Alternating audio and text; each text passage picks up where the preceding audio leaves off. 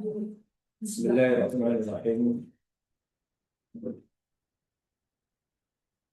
Alhamdulillahirabbil alamin wa bihi nasta'in ala umuri dunya wad din.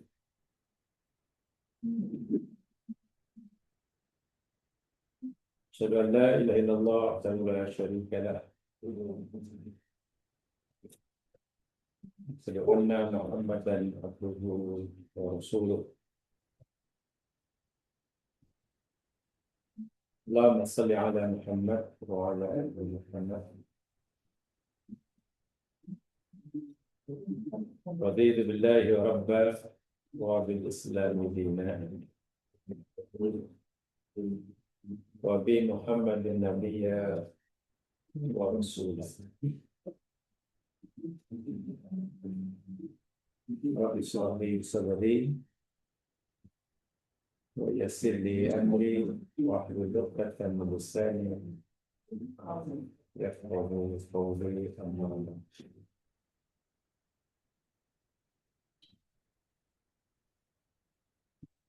Insyaallah kita akan teruskan kajian kita kaitan dengan maksud dan makna Sayyidul Istighfar,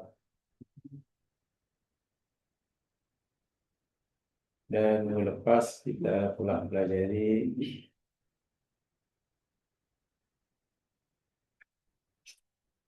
kalimat anta rabbi.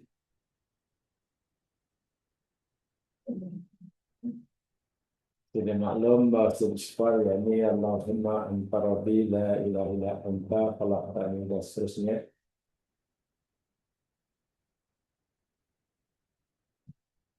Jadi Allahumma sudah berkaitan dengan sifat uluhiyah Allah, dan maksud Allah sahajalah zat yang ada di kita, yang punya hak untuk disembah, dipuja, dipuji, tempat bergantung. Allah mendeskripsikan dirinya. Kalau kita nak kenal siapa Allah sebagai ilah, Allah sendiri telah memperkenalkan dirinya dalam surah Al-Ikhlas. Wa Allahu ahad. Bahkan Allah ni, kalau kami nak kenal aku ni siapa? Aku ni Allah. Sifat dan ciriku pertama, aku ni ahad, Esa, tidak terbilang, bukan wahid ya. Wahid maknanya satu. Kalau ahad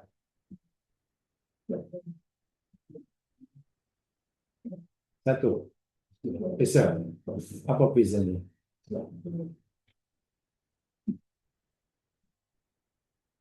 Wahid satu, ahad Esa, ada apa bezanya?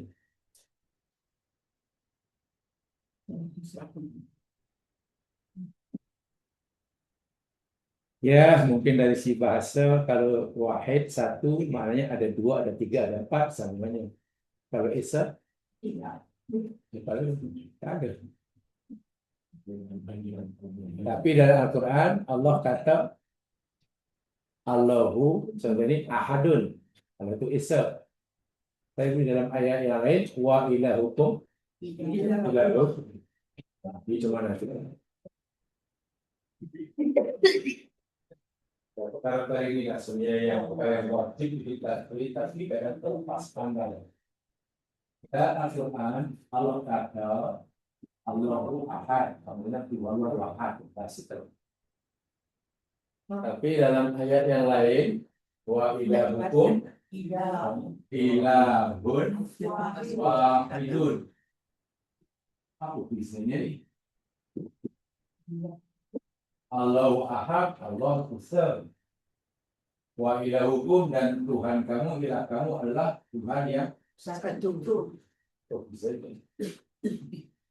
Allah itu wahid dan Allah itu ahad. Agak-agak apa bisanya? setakat inilah hingga 13 hari bulan.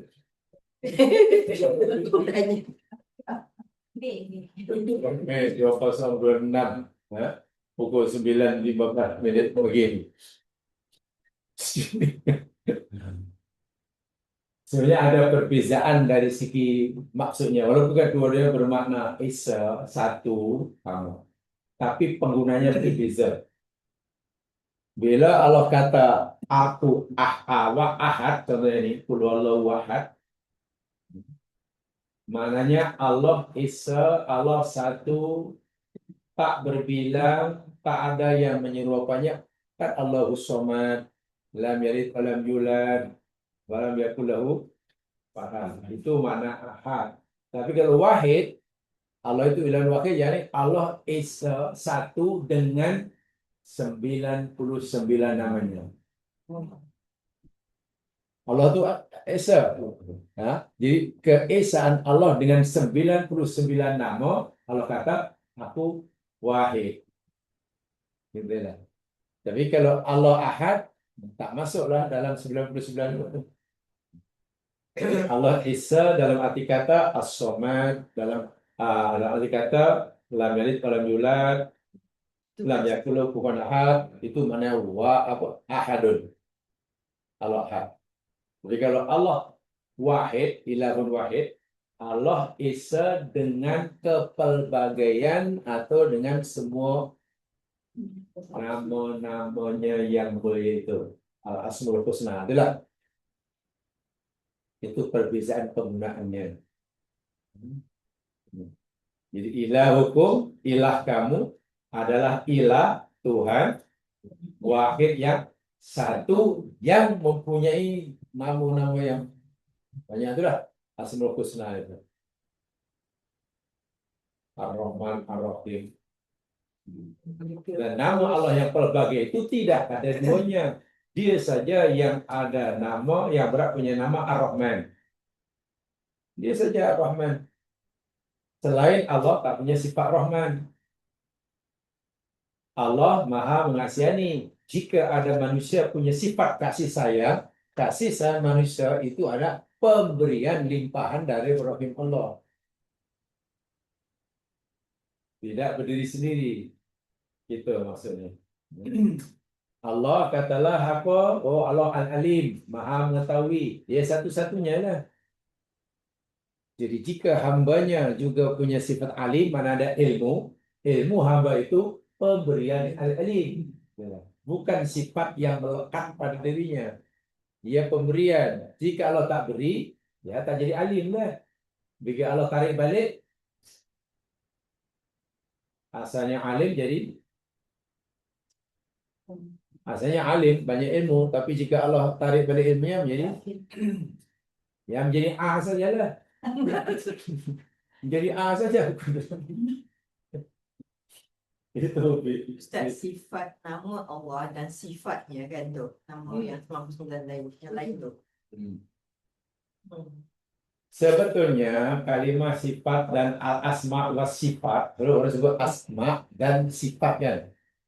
Apa maknanya?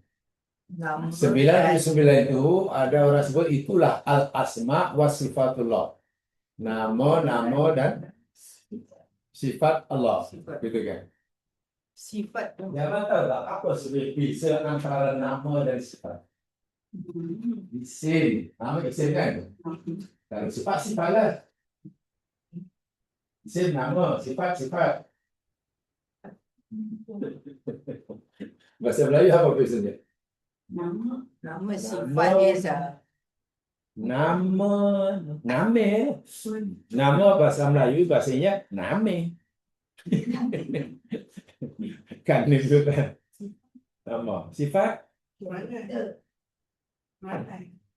Peranan Allah tu.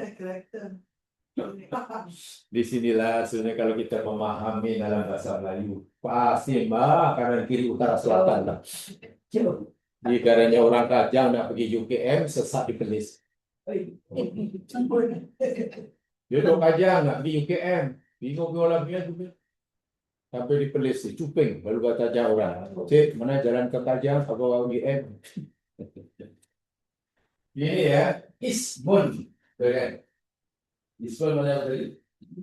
Nama. Oke lah. Salah satu nama Allah ke-99 itu.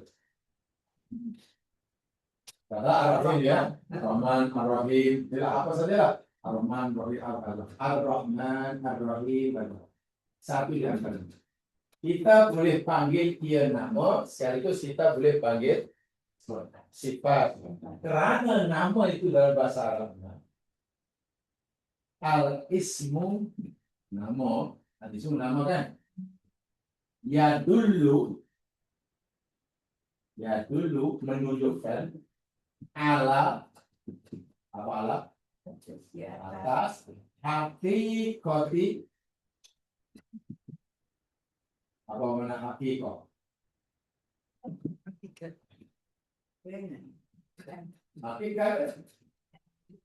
hakikat musamma yang dinamakan. Ini pengertian ismun dalam bahasa agama. Contoh, hati dalam bahasanya apa? Dalam bahasa contoh. Hati dalam bahasa kolbun.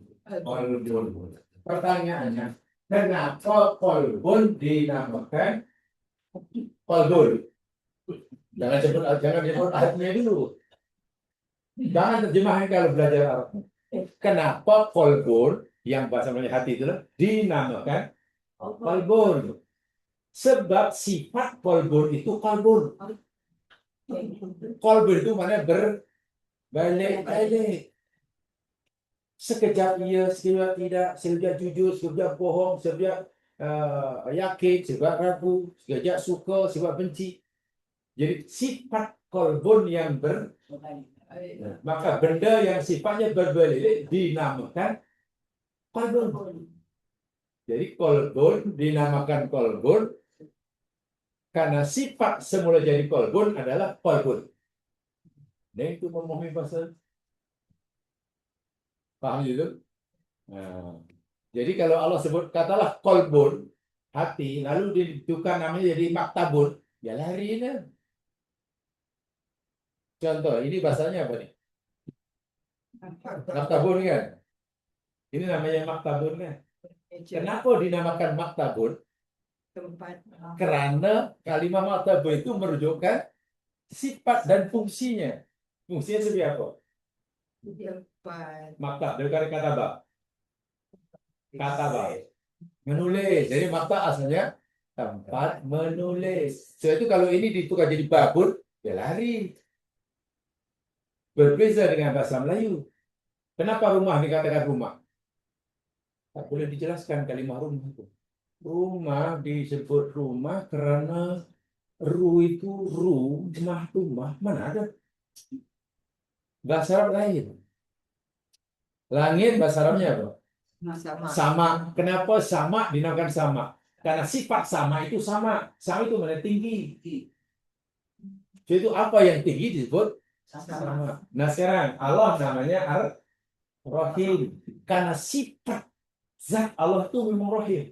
Jadi nama itu menunjukkan hakikat sebenar yang diberi nama.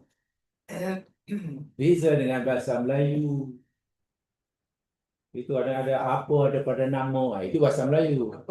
Contoh ada orang lahir diberi nama Embun oleh orang tuanya. Embun itu sifatnya apa? Sifat embun. Embun sifatnya sejuk kan, lembut kan, tenang. Tapi orang namanya embun, galaknya senang mati. Berarti nama tidak menunjukkan hakikat yang punya nama. Itu bahasa Melayu. Jadi memang itu yang orang berkata apa ada pada nama. Nah, itu bahasa kita. Tapi bisa dengan bahasa agama. Kalau Allah itu Qadir namanya, ya memang sifat Allah itu Qadir. Jadi nama menunjukkan hakikat sifat yang mempunyai nama. Jadi antara nama dan sifat itu tak boleh dipisahkan tuh. Ya, bukan. Sebab itu tadi katakan, oh dia kan apa madrasatun, apa madrasah? Sekolah kan. Kenapa madrasah dalam bahasa Arab disebut madrasah? Karena madrasah itu tempat belajar. Tempat belajar dalam bahasa Arabnya madrasah.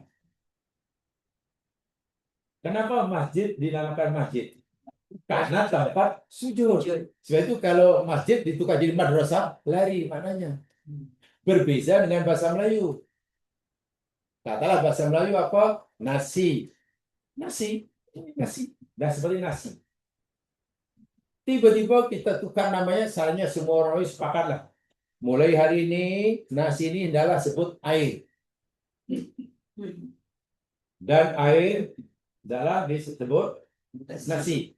Tak ada masalah. Salahnya semua sepakat. Jadi, oke, saya nak minum nasi dah. Tapi betulnya air. Saya nak minum nasi. Saya nak makan air. Atau mungkin nasi, hari ini nasi. Semua orang Melayu sepakat dan diistilahkan mulai hari ini nasi tidak disebut sebagai nasi namanya. Ditukar jadi pintu. Tidak maksud dari segi bahasa tidak ada masalah. Dan orang kata, you dah masak pintu belum? Tak bingung. Sebab kalimat nasi dan pintu tidak boleh diuraikan. Nasi tidak, nama nasi tidak menunjukkan sifat benda itu. Sebab itu bahasa Melayu kena dihafal. Itu payahnya bahasa Melayu. Belajar bahasa Melayu susah karena kena dihafal. Satu-satu. Nasi, pintu. Bahasa Arab tak begitu. Bahasa tidak begitu. Bahasa paling mudah. Paling mudah. Jadi, nama itu menunjukkan hakikat yang mempunyai nama. Bila Allah namakan ini qalbun, karena sifat semua jadi qalbun itu berbalik-balik. Bila Allah katalah qalbun itu sadrun, sadrun hati juga kan. Kenapa sadrun hati? Ya, karena hati itu tempat keluarnya segala masalah. Niat datang dari sana, dendam dari sana, sesuatu, tempat keluarnya sesuatu namanya sadrun. Lain, sebelah lain. Itu bezanya. Sebenarnya tidak ada perbezaan. Keduanya ada kaitannya. Sebab itu kita selalu menyebut kita mesti percaya dengan asma dan sifat Allah. Amin. Lainlah kalau kita ada orang katalah minta maaf nama dia Muhammad. Baguslah. Nabi Muhammad namanya Muhammad. Maknanya orang yang dipuji atau yang terpuji. Memang sifat Nabi Muhammad itu terpuji. Tetapi hari ini walaupun ada orang namanya Muhammad, minta maaf. Langsung sifat dan peranginya tidak sama dengan nama yang dipuji. Nah, itu kita jadi nama tidak menunjukkan sifat semula jadi yang mempunyai nama. Nama dia siapa? Oh, nama dia apa namanya? Dermawan. Nama dia Dermawan. Ahmad Dermawan. Adalah Ahmad Dermawan. Tapi orangnya Bakhil bin Luki. Jadi antara nama dengan sifat yang punya nama memang bisa. Nah, itu bahasa kita. Jadi itu orang sering kata, ala apa ada nama? Jika ada nama. Apa ada pada nama? Apa ada nama? Tapi nama apa lagi? Sifat Allah itu lebih daripada 20 lah. Ya. Sifat Allah. Yang Allah perkenalkan yang dikenal 99. Asmaul Husna. 20 itu tauhid 20. Nama Allah SWT kan 99. Itu Nabi kata itu yang diperkenalkan kita. Walaupun Allah punya nama-nama lebih daripada itu yang Allah tak beritahu. Jadi kita tidak membatasi. Allah hanya punya sifat 99. Tak lebih dari itu. Tak. Hanya yang diberitahukan oleh agama kepada kita 99 yang kita sebagai al-asmaul Husna. husna, itulah asmaul husna. Paham ya? Itu jadi antara wahidun dengan ilah. Jadi kalau wahidun dengan ahad. Kalau ahad esa maksudnya esa Allahu samad. Lam yalid wa lam yulad. Lam yakul lahu kufuwan ahad. Allah yang sifat itulah Ahad. Tapi Allah dengan 99 namanya Wahid. Nama. Baik, selepas kalimah uluhiyah, sifat uluhiyah kita pelajari, kemudian sifat rububiyah sudah antar Rabbi itu sifat rububiyah lah. Rabbi itu yang dalam bahasa mudahnya, Rabbi itu Allah lah yang mencipta, Allah lah yang memiliki ciptaannya, dan Allah lah yang mentadbir, ya, mentadbir, menjaga ciptaannya. Ketiga-tiga itu dilakukan oleh Allah semata-mata dan tidak ada sekutu baginya. Jadi yang dinyatakan dalam ayat kita pelajari, Nabi kata, dia yang cipta aku. Kemudian dia bagi petunjuk pada aku. Bila aku lapar, dia yang bagi aku makan. Bila aku dahaga, dia yang bagi aku minum. Bila aku sakit, dia yang sembuhkan. Dia yang mematikan. Itu maknanya roh. Dipanggil hak rububiyah. Kita kan ya, kalau Allah ilah ini yakni sifat uluhiyah kaitannya.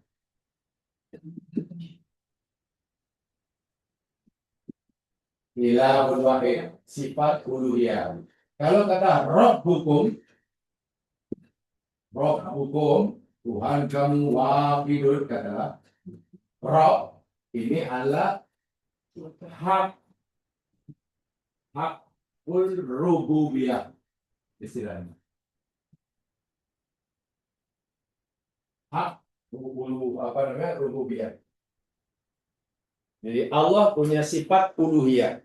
Sifat uluhiyah maknanya Allah lah satu-satunya zat yang ada hak untuk disembah. Uluhiyah itu kaitannya dengan penyembahan. Semua diarahkan kepada Allah. Adapun hak rububiyah tadi kan yang mencipta, mengatur, mentadbir, memelihara, menghidup, mematikan, memiliki. Itu namanya hak rububiyah. Allah lah satu yang punya hak untuk mencipta, punya hak untuk memiliki, punya hak untuk mengatur, mentadbir, dan tak ada siapa yang bermakna di alam semesta ini tidak ada dengan sendirinya karena ada yang menciptakannya, yakni roh. Nah, semesta tidak ada benda yang bergerak kecuali ada yang menggerakkannya. Yang bergerak itu namanya roh. Di alam semesta ini tidak ada yang memilikinya karena pemilik sebenarnya adalah roh. Sebab itu bila kita kata antar Rabbi, sebenarnya yang paling basic, yang paling dasar sekali, paling inti sekali, adalah kita tanamkan kalimat yang dahulu kita pelajari, inna lillahi inna ilaihi. Maknanya apa? Sesungguhnya semuanya milik Allah karena dia roh. Jadi kita tak punya apa-apa. Karena semuanya milik Allah, suatu saat semuanya akan kembali kepadanya. Insya Allah. Dan bukan hanya benda saja yang dimiliki oleh Allah. Kekuatan kita pun, ilmu kita pun milik Allah. Sebab itu bila kita nak bergerak, sebenarnya kita tak ada daya. Kita kata, la haula wa la quwata illa billah. Itu tauhid yang subhanallah. Itu Nabi kata, orang yang baca seperti ini dan fahamnya seperti itu, kemudian mati esoknya, memang ahli surga lah. So hatinya, tauhid apa rububiyah uluhiyahnya sudah sebati dengan hatinya. Jadi apa saya sifat saya ulangi, jangan kita fahami hanya sekarang baca masuk surga. Bukan gitu. Kalau sekarang baca masuk surga, tak ada, neraka kosong. Bukan begitu. Hati itu benar-benar yang kita baca itu masuk. Baik, sekarang digabungkan. Selepas kita yakin bahwa semuanya milik Allah, semua ciptaan Allah, semua kerja Allah, semua yang Allah mentadbir, lalu karena dia satunya yang mentadbir, maka kita la ilaha illa anta. Tiada apa nih? Tuhannya apa nih? Ilah, ilah. Ilah sifat uluhiyah. Artinya tiada Tuhan yang berhak disembah. Ilah itu merujuk pada Tuhan yang disembah, dipuja, dipuji, dijadikan maklumat hidup. Jika kita beramal dan niat hanya karena Dia, itu namanya ilah. Bila kita takut, hendaklah hanya Dia. Bila kita patuh, adalah peraturan Dia. Itu namanya sifat uluhiyah. Dan tidak ada yang punya sifat uluhiyah illa anta, kecuali engkau. Mari saya katakan, ini yakni bentuk mukhatabah. Uslubnya uslub mukhatabah. Perdualan, percakapan antara mutakalim dan mukhatab depannya. Jadi ibaratnya bila kita kata la ilaha illa anta, hendaklah kita rasakan yang kita ini berhadapan dengan Allah. Hanya berdua. Kita sedang berdialog sebenarnya. La ilaha illa anta. Ay annahu la yastahiqul uluhiyah illa anta wahdak. Ya Allah, aku mengakui bahwasanya tidak ada zat yang punya hak untuk disembah kecuali Engkau sahaja. Anta wahdaka alladzi rabbaitani bikamali sifatika. Karena hanya Engkau sajalah ya Allah yang mencipta, yang mentadbir, yang memiliki dengan sifat kemuliaan-Mu akan diriku. Karena Engkau saja yang mencipta, mentadbir, memiliki dan segalanya, maka Engkau saja yang berhak aku sembah. Contoh lah misalnya, kalau lah ada orang suka belanja kita, belanja makan, belanja apa, itu agamanya kita tergerak untuk hati berterima kasih. Tergerak. Nah, tergerak ya. Agak-agak tergerak hati untuk menghargai. Nah, itu baru sekali belanja ya. Bagaimana kalau tiap minggu belanja makan? Wah, kita pasti mencintainya. Bagaimana kalau bukan hanya saya belakang, tapi juga bagi duit? Tiap minggu antol barang dapur. Bagaimana pula tiba-tiba dia datang pula antol kontaknya untuk betulkan rumah. Saya yakin pasti kita rela jadi hamba abdinya. Oh, terima kasih Tuhan. Kata orang baru mencium kasut dia. Itu baru hanya dapat belanja makan. Tiba-tiba rasa cintanya luar biasa. Allah bukan hanya belanja kita makan. Bukan hanya ada belanja kita makan. Daripada tiada diadakan coba apa yang bukan daripada Allah. Kalau kita nampak itu tak timbul rasa cinta, rasa sayang, rasa takut kehilangannya, merasa bersalah bila menderhakainya. Sedangkan kita dibelajar kawan baru 2 kali, itu pun kita tak berani nak memaki-maki. Itulah, itu kena rasakan dalam. Jadi kata orang, awak ni tak kenal budi lah. Dulu aku tolong awak, betul tak kenal budi. Wah, kawan itu baru tolong sekali. Kita tak mengakui pertolongannya, kita dianggap tak kenal budi. Kalau orang tu banyak tolong kita dan kita melawan dia, kita dianggap dia banyak kali tolong kita, lalu kita sentiasa lawan dia, mengecewakan dia, kita dianggap si orang. Kalau baru sekali ditolong tak kenal budi. Kalau udah banyak kali tolong tapi kita sentiasa menyusahkan dia, maki dia, kita tak berbudi. Tak kenal. Tak kenal kalau satu yang dibuat, ini banyak budi yang tak tahu apa nama gelar kita. Tapi Allah, ya Allah, apa yang bukan daripada Allah? Tiba-tiba perintahnya kita tinggalkan, larangannya kita. Lalu siapa kita? Itu gelaran yang Allah berikan. Kamu ini kafir, kamu ini fasik. Kalaupun kamu buat apa yang aku suruh, tapi kamu buat bukan karena aku, kamu ini munafik lah. Patutlah kalau orang itu dipanggil sebagai kafir, fasik, munafik, patut. Karena Allah begitu sayang kepadanya, tapi dia menderhakai. Allah panggil tak dengar. Itu maksud la ilaha illa anta nih. Ya. Jadi sentiasa merasa berdosa. Ya. Karena belum dapat menzahirkan pengabdiannya sepenuhnya. Ya. Anta wahdakal ladzi tastahiqu an akhafa minka wa an arjuka. Ya Allah, Engkau sajalah zat yang aku berhak untuk aku takut dan aku berharap. Engkau saja satu zat yang berhak aku takuti dan aku berharap.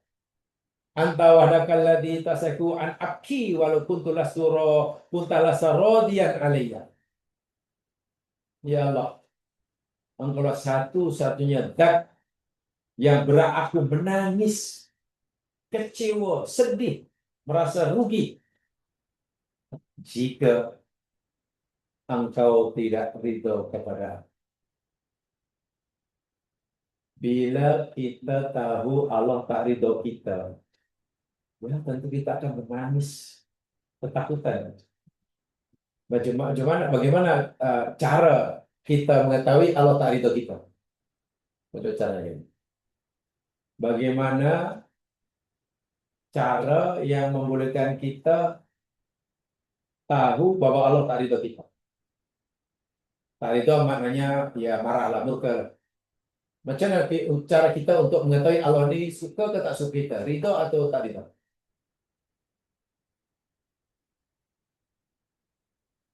Tahu? Kalau tak tahu macam mana cari ridho Allah? Jangan-jangan tak merasa Allah memperhatikan. Baik, satu juga ayatnya. Ini penting sekali. Tidak rasakan itu. Coba ini apa? Istighfar yang boleh menjadi tiket masuk surga. Jadi betul-betul difahami, camkan dalam hati. Baik, satu juga ayatnya.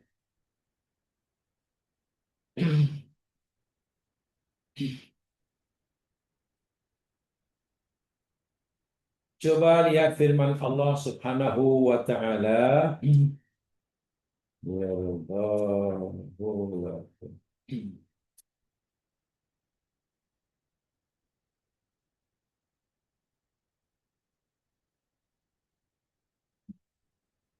Dalam surah Az-Zumar,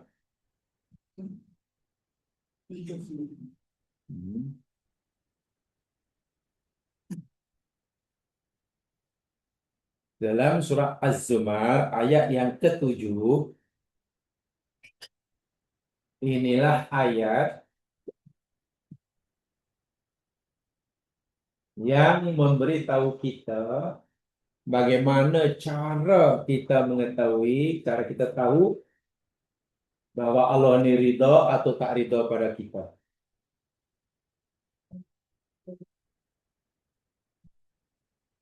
Ayatnya, in takfuru fa innallaha ghaniyyun ankum. Apa artinya? Jika kamu kufur, kamu bersalah, maka sesungguhnya Allah itu maha kaya atau tidak berhajat ke atas kamu.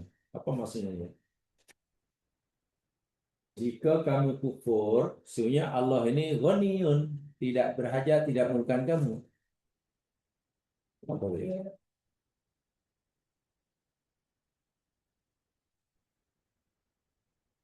Apa maksudnya? Jika kamu kufur, Allah kata dalam terjemahan Melayunya, jika kamu kufur, aku tidak berhajat pada kamu. Aku ni kaya.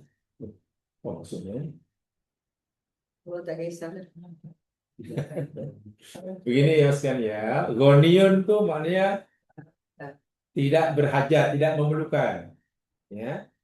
Jadi karena Allah tidak perlukan kepada ciptaannya dan juga tidak memerlukan kepada perangai dan perbuatan hambanya, jika semua makhluk taat kepada Allah, patuh pada Allah, Allah tidak mendapat apa-apa manfaat sedikit pun.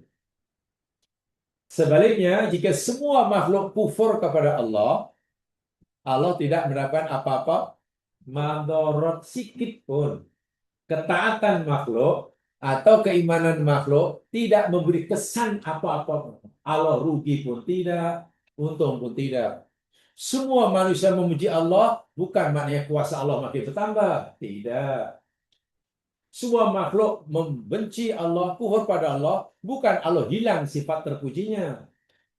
Itu makna Allah ghaniyun. Paham ya? Sebab itu jangan, ayat ini tadi paham betul ya. Sehingga jangan kita menjadikan ibadah kita sebagai alat untuk tawar-menawar dengan Allah.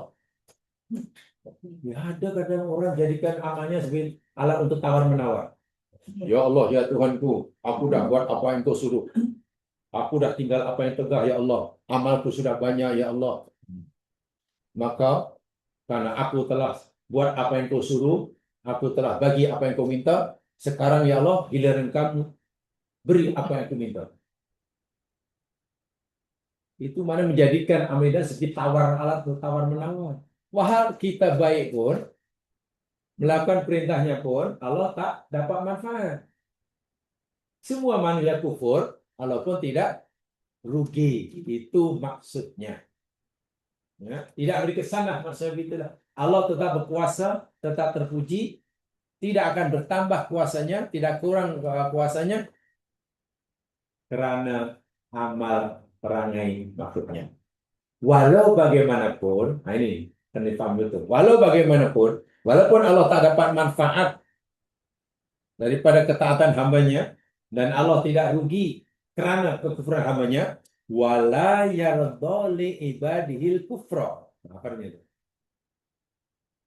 Tidak Dan dia Allah tidak ridho bagi hambanya akan kekufuran. Allah tidak ridho kekufuran bagi hambanya. Allah tidak rugi bila hambanya kufur. Betul?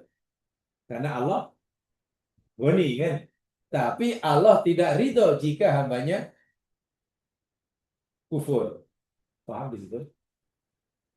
Bagi orang tua, ayah, suka tak suka jika anaknya degil. Jika anaknya tak patuh. Tak suka kan? Orang tua pasti tidak suka bila anaknya tak dengar cakap. Dan orang tua pasti suka jika anaknya patuh. Baik, sekarang suka dan tak suka orang tua itu pasal apa? Apa motifnya? Anak tak patuh. Apa motifnya? Kalau anakku patuh, aku suka. Kalau aku tak suka. Ada kepentingan, maksudnya begitu. Oh, belum paham ya. Oh, ini sebenarnya ilmu psikologi ini. Yaitu kena banyak tahu walaupun sedikit. Itu karena dari ada faktor psikologi orang tua itu dia suka naik patuh karena dia kepentingan. Kalau patuh aku untung, nanti dapat mendapat manfaat.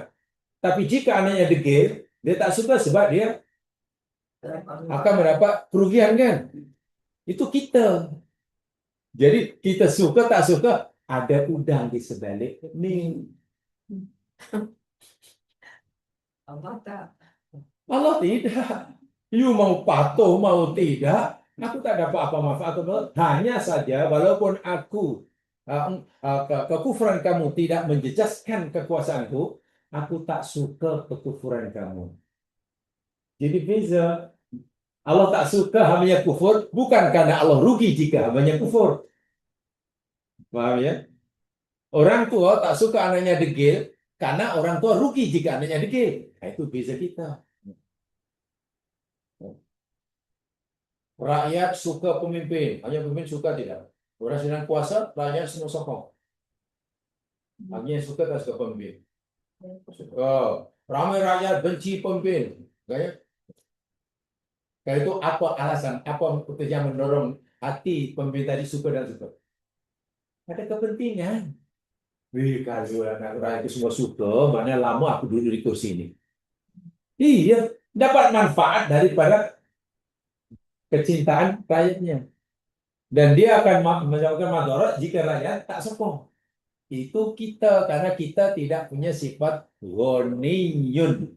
Nah, Jadi beza. Walaupun Allah tidak mendapat apa-apa kerugian jika hambanya kufur, tapi Allah tak suka hambanya kufur. Kalau difahami betul itu, la yarda.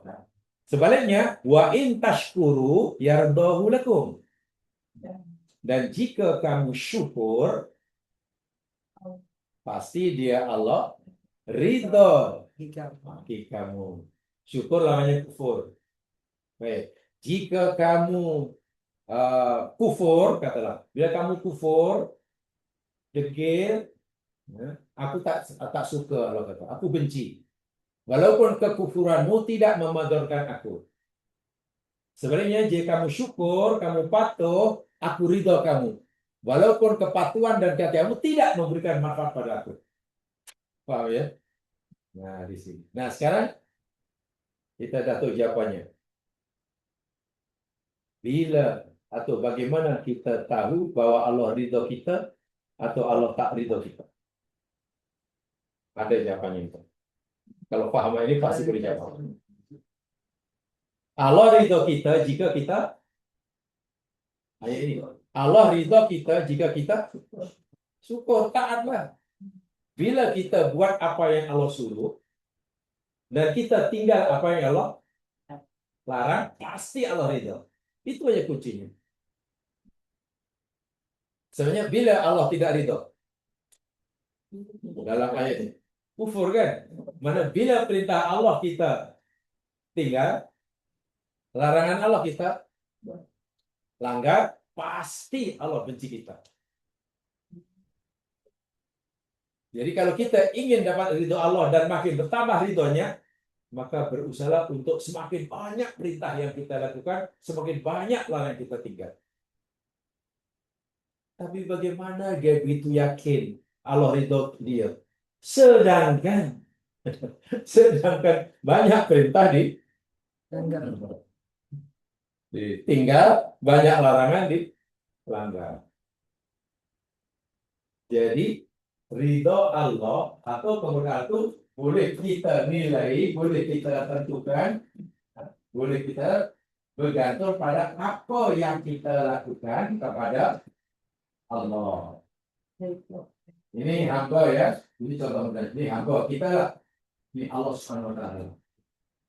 Jadi apa yang dilakukan oleh hamba kepada Allah dalam ayat tadi? Dalam ayat itu. Dua kan? Sama ada kufur atau syukur.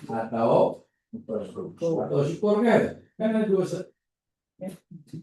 Ini yang dilakukan dalam ini ke atas.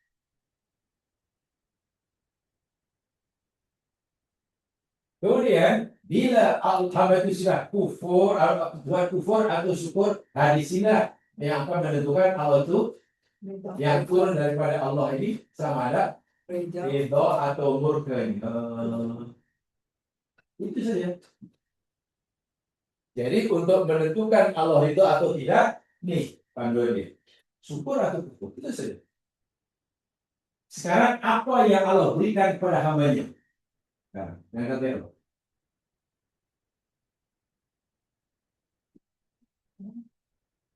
bumi langit dan isinya itu pemberian kepada kita kan? Makanan, minuman, pakaian, tempat tinggal, kendaraan, apa namanya, istana mewah, kesehatan, untung banyak. Itu pemberian Allah pada kita. Rezeki, rezeki lah, mal, harta benda dan sebagainya. Pertanyaannya, adakah rezeki yang Allah berikan kepada manusia berupa kebendaan ini lah, sehat ke, senang ke, untung banyak, itu boleh jadikan ukuran untuk menentukan, untuk mengetahui Allah ridha atau tak ridha? Tak paham. Ya, kalau itu saya tuh cakap perlahan. Ini bukan bahasa Bora, ini bahasa keji. Apa yang dari Allah banyakkan? Kesehatan, mata, minum, berjaya dalam hidup, belajar, semua lah. Pandai belaka kan. Carrier naik saja mulai pada kerani bulan ini lantik dekat ni lah bulan depan dari CEO. Bayangkan. Hari masuk angkatan tentera kopral tahun depan jadi jenderal. Maknanya carrier dia meningkat dengan Cepat. cepat. Itu pemberian Allah pada kita kan. Daripada naik basikal, sekarang naik Ferrari. Itu rezeki. Pertanyaannya, adakah pemberian Allah yang melimpah-limpah ini boleh dijadikan bukti bahwa Allah ridho kita atau murka kita? Maknanya kalau Allah bagi banyak, maknanya Allah ridho. Kalau Allah tak bagi, maknanya itu salah bin keliru, tapi itulah yang difikirkan oleh manusia. Ridho atau tidak bergantung pada sikap kita. Jadi kalau kita syukur kepada Allah, pasti Allah ridho. Walaupun Allah bagi kita sakit. Walaupun Allah bagi kita rugi. Walaupun mungkin jawatan tak naik-naik.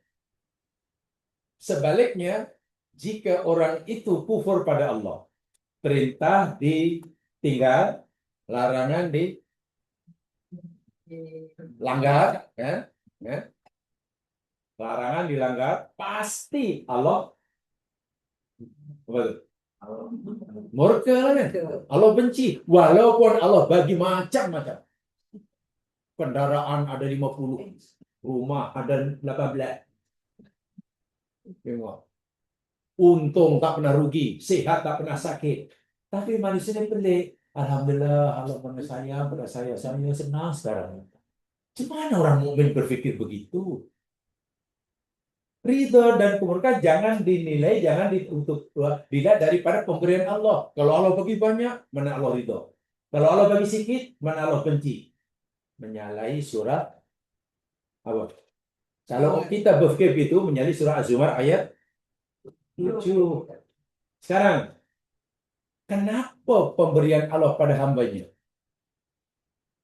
Allah bagi atau tak bagi, tidak boleh dijadikan tanda aras. Apa tanda aras bahasa Melayu?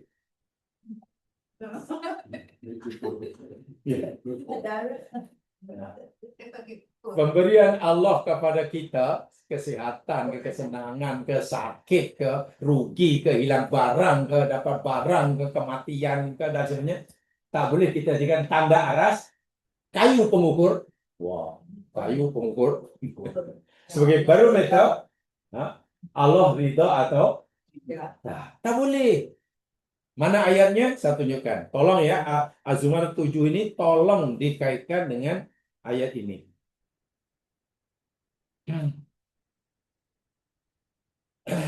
Lihat firman Allah Subhanahu wa taala. Rabbi akram.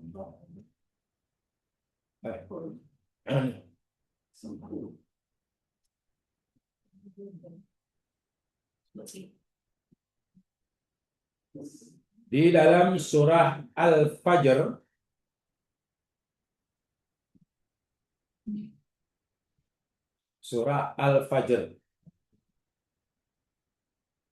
yang keberapa tuh? Wal Fajri surah yang ke-89. Ini penting sekali, sangat penting. Karena ini boleh meluruskan pemahaman kita terhadap Allah. Jangan salah persepsi tentang Allah. Rugi serugi-ruginya. Tapi inilah yang berlaku. Mungkin ayat ini belum dikaji dengan betul. Sehingga orang merasa, Allah sayang saya. Iyalah, Allah bagi sihat, sayangnya. Allah bagi untung banyak, mana Allah sayang. Sekali hilang barang, nampaknya Allah murka saya. Allah pasti murka kamu sebab aku tengok dulu kamu susah, miskin, tak pernah senang. Kalau kamu nak tengok, nak tahu siapa orang yang Allah sayang, aku dah. Aku sihat, tak pernah sakit. Itu dasar betul. Rusak, hancur imannya tu. Coba perhatikan ni surah Al-Fajr. Ayat 15 dan 16. Surah 89 ayat 15 dan 16.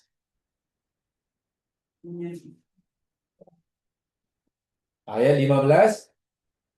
Wa ammal, ini firman Allah ya, yang firman Allah, bukan hadis Nabi, bukan kata pakar motivasi, bukan pakar filsuf, tak. Yang firman Allah bagi kita, tahu kita. Dan Allah yang mencipta kita, maka Allah lah yang maha mengetahui perangai hambanya. Fa ammal insanu, maka adapun manusia, idza mabtalahu rabbuhu, apabila Tuhannya mengujinya. Ibtala itu mana menimpakan bala lah. Bala itu mana ujian ya. Tak semestinya negatif. Sebab bala dalam Quran ada dua, khair dan syar. Apa yang Allah berikan pada kita ini bala. Sehat pun bala, sakit pun bala. Senang pun bala, susah pun bala. Itu dalam bahasa Al-Quran. Adapun yang menimpa manusia, yang biar manusia tak suka, namanya musibah. Bahasa Arabnya. Dan itu orang lain ini bala pun diartikan negatif tuh masalahnya. Wah, dia ditimpa bala, tolak bala. Macam mana bala ditolak? Bala itu mana ujian. Jadi kalau orang tolak bala, maknanya dia bukan sekadar menolak sakit, tapi juga menolak sehat. Kan bala itu ada dua-dua tuh bala. Oh, kita kena tolak bala. Mana orang itu sedang menolak kemiskinan, sekaligus menolak kekayaan. Oh, itu bahaya itu. Yang tak baik, sini kalau istilah agama namanya musibah. Baik, buruk, senang, susah, hilang barang, dapat barang, namanya bala. Ujian. Bala itu ujian ya bahasa agamanya. Adapun manusia, apabila Tuhannya menimpakan bala, mana menguji lah. Dan ujian itu fa'akramahu. Apanya? Lalu dia memuliakan. Oke lah, saya ikuti untuk sementara. Walaupun itu tidak salah, tapi kurang betul. Akramahu terjemahnya memuliakan. Walaupun tak salah, tapi kurang betul. Apa? Wa na'amahu, dan memberinya nikmat. Dan bukan nikmat sedikit, banyak tuh. Na'amah, ada ain tuh. Oh. Kalau an'ama memberi nikmat. Na'ama memberi nikmat. Biasanya apa? An'ama dengan na'ama. Terjemahan Melayu sama. Tambah Hamzah. Kalau an'ama itu sekaligus. Minta anak terus bagi anak. Minta siap terus bagi nikmat. Tapi kalau na'ama berterusan. Non-stop. Bermakna nikmat yang Allah berikan bukan sedikit. Tapi banyak. Bukan satu jenis. Tapi macam-macam jenis. Fayaqulu. Pasti. Ini fa ini pasti ya, bukan makhluk. Pasti dia berkata, dia siapa nih? Dia insan. Kan? Manusia tadi, Rabbi akroman. Apa itu? Tuhanku telah memuliakan aku. Tengok. Allah kata manusia ini pelik. Sifat hamba manusia ini pelik. Bila aku bagi ujian, sebenarnya itu ujian. Dan ujian itu akramahu wa na'amahu. Ya sekalian, akramah itu daripada sifat Allah al-karim. Karim itu maknanya yang banyak pemberiannya. Itu mana karim? Karim maknanya Allah yang banyak pemberiannya. Ya, dermawan lah. Akram. Rabbul akram. Jadi Allah bagi macam-macam. Macam-macam. Itu namanya akramahu. Kemudian wa na'amahu, Allah beri peluang pada orang itu untuk menikmati pemberiannya.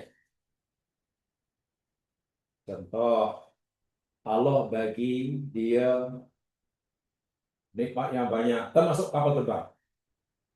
Allah bagi dia dusun durian.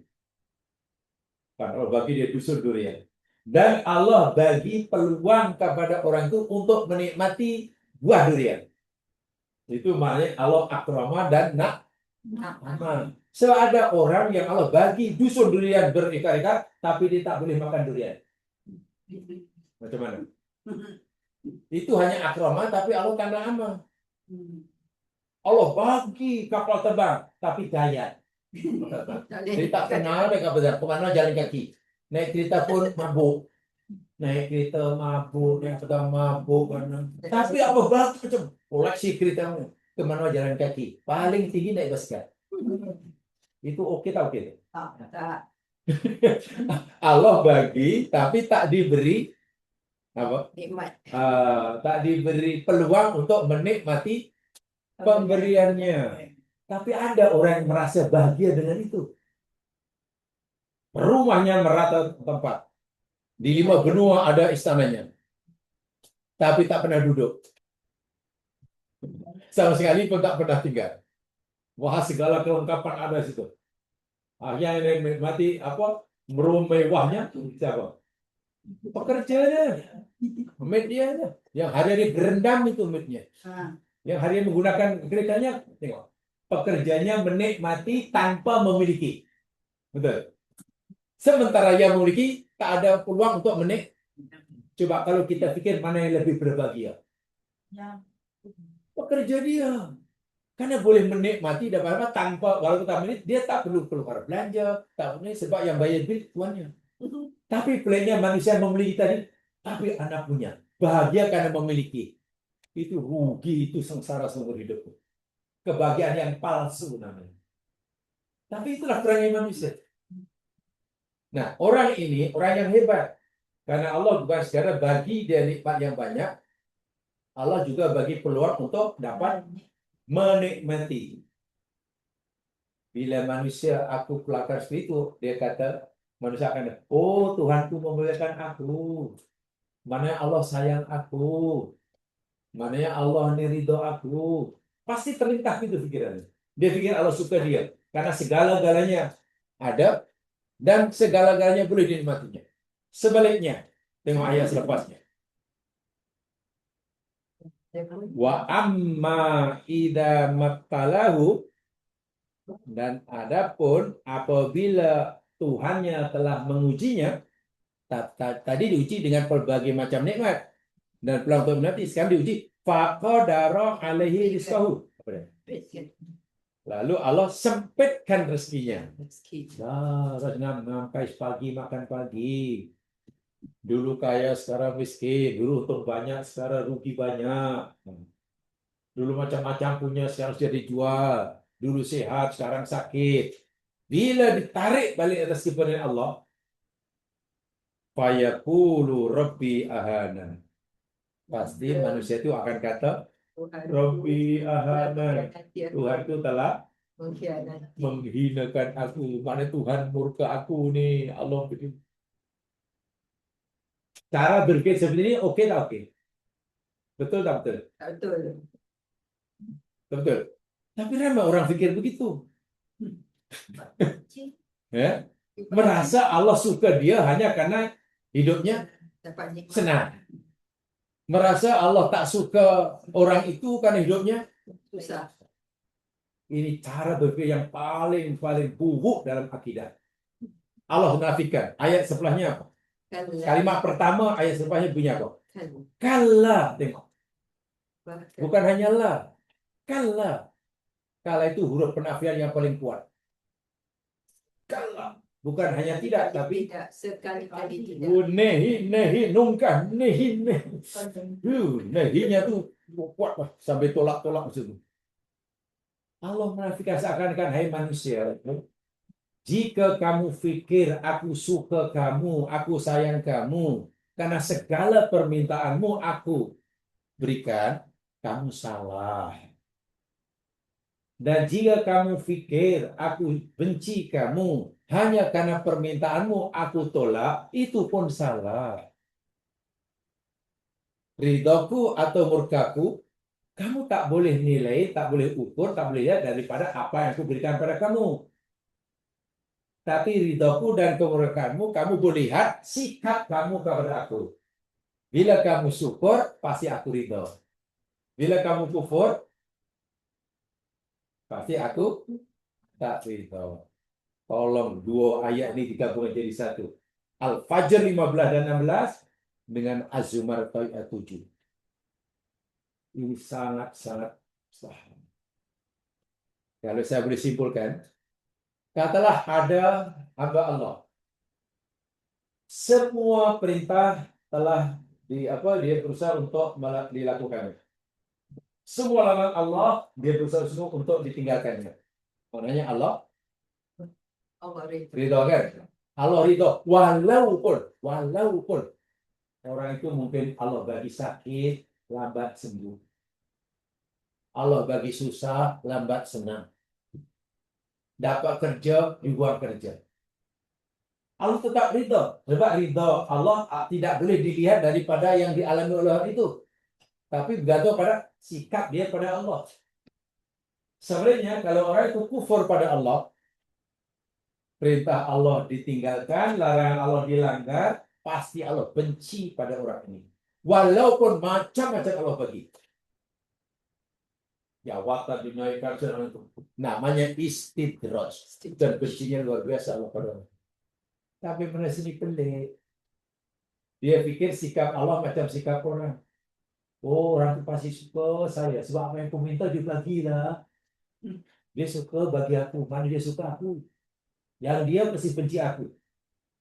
Pas aku minta tak bagi. Itu sifat kita. Allah tidak seperti itu. Tidak seperti itu. Jadi kerja kita yang perlu kita tumpukan dalam hidup ini bukan apa yang Allah nak berikan pada kita. Itu dah hak Allah dah. Yang perlu kita risau dan fikir ini macam mana sikap kita pada Allah. Kita dah buat apa yang disuruh atau belum? Kita dah tinggal apa yang dia tegak atau belum? Itu saja dalam hidup ini. Sementara nanti apa yang Allah berikan pada kita itu terpulang 100% pada Allah. Saya tak kata kita tak boleh minta, boleh. Tapi akhirnya nanti yang menentukan kita dapat atau tidak kan Allah. Dan jika Allah memberikan pada kita, setelah Allah menilai kita telah mensyukuri nikmatnya, pemberian itu adalah nikmat. Tanda kasih sayangnya. Tapi jika kita minta pada Allah, ketika minta pada Allah pula kita istiqomah dalam kekufuran. Istiqomah dalam kekufuran. Perintah banyak ditinggal, larangan banyak dilanggar. Mana Allah benci kan? Lalu Allah kabulkan juga permintaan kita. Kemakbulan itu bukan tanda rahmat Allah. Itu tanda isbat dan kebencian. Jadi sepatutnya orang itu lebih takut. Karena Allah sedang marah. Tapi kadang orang tak melihat hikmahnya. Kalau melihat yang zahirnya. Yang zahirnya Allah kabulkan. Mana Allah sayang. Subhanallah. Gitu. Jadi kalau setiap orang yang Allah berikan rezeki banyak Allah ridho. Mas Elon mana orang yang paling dicintai oleh Allah? Mas Elon ini orang Indonesia karena hijau ke Amerika jadi Elon Musk. Dia lain, dia bisa namanya Mas Elon.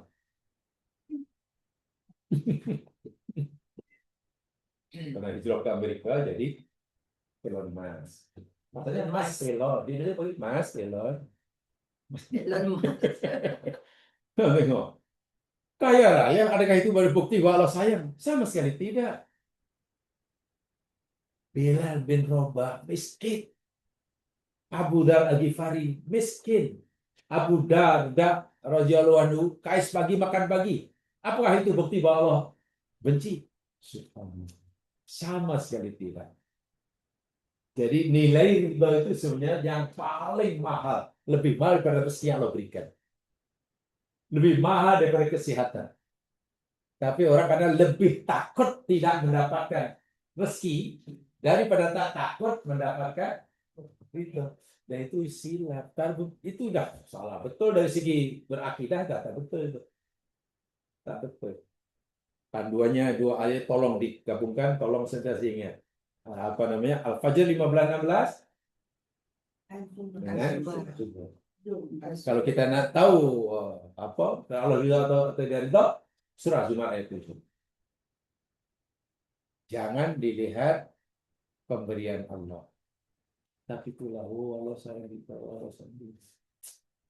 Bukan begitu ya. Ya, walaupun mungkin itu ucapan yang biasa ucapkan, tapi kita takut ia jadi keyakinan. Jadi keyakinan. Contoh umpamanya, oh Allah masih sayang kita, bang. Katalah ada aksiden kan, ada aksiden, kereta rusak, tapi dia hanya patah kaki. Kalau tengok aksidennya, tengok kereta yang terbakar, mungkin dia pun mati lah. Tapi dia hanya patah kaki. Mana tidak mati lah. Mungkin orang tu, kalau Allah sayang, Allah ridho. Okeylah kalau dengan sayang dalam arti kata Allah masih memberi peluang untuk orang itu memperbaiki hidupnya, itu betul. Jika dia mengatakan Allah masih sayang karena Allah memberikan peluang umur untuk orang itu membetulkan kesilapannya, meluruskan yang bengkok, memohon ampun bagi dosanya, itu betul. Jadi penangguhan balasan Allah, nah, orang itu sebenarnya sudah berhak atau layak disiksa. Tapi Allah masih belum siksa. Tangguhkan. Penangguhan itu yakni sebagai tanda bahwa Allah memberi peluang untuk bertaubat. Nah, kalau sayang dalam arti seperti itu, oke. Jangan sayang itu lalu peluang untuk taubat tetap diabaikan, ya itu bukan. Itu namanya terus malah. Sehingga diberi tempo ditangguhkan balasannya semakin menjadi-jadi. So kena faham betul kerja Allah. Memahami kerja Allah, memahami perbuatan Allah. Ini adalah betul-betul difahami. La ilaha illa anta. Bila sudah berikrar seperti itu, hanya Allah saja yang kita yakini, yang kita sembah, yang kita percayai, tempat memuji. Karena dialah Rabb kita. Baik buruknya dia datang daripada dia. Baik bagi kita jika ia baik menurut Allah. Sebab baik menurut kita belum tentu baik menurut Allah. Jadi yang sebenar-benar baik menurut kita itu yakni baik yang menurut Allah. Contoh kecil. Ini lebih dalam lagi dari segi ihsan. Ini kita rasa yang sejujur dalam diri sendiri ya. Bila kita berdoa pada Allah, lalu doa kita Allah kabulkan, Allah tunaikan hajat kita. Kita waktu itu suka atau suka? Suka. Kita berdoa lalu Allah kabulkan. Suka. Suka ya, bahagia, senang, happy kan? Kan? Kita berdoa, dah banyak berdoa, sering berdoa, usaha pun sudah, tapi Allah tidak atau belum kabulkan. Sedangkan kita sudah lama berusaha. Agaknya hati suka atau tak suka?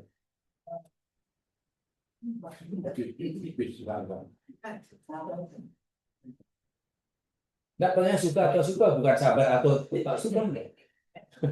Pertanyaan, you makan atau tidak, bukan you pergi atau tidak. Nah, hati suka tak suka?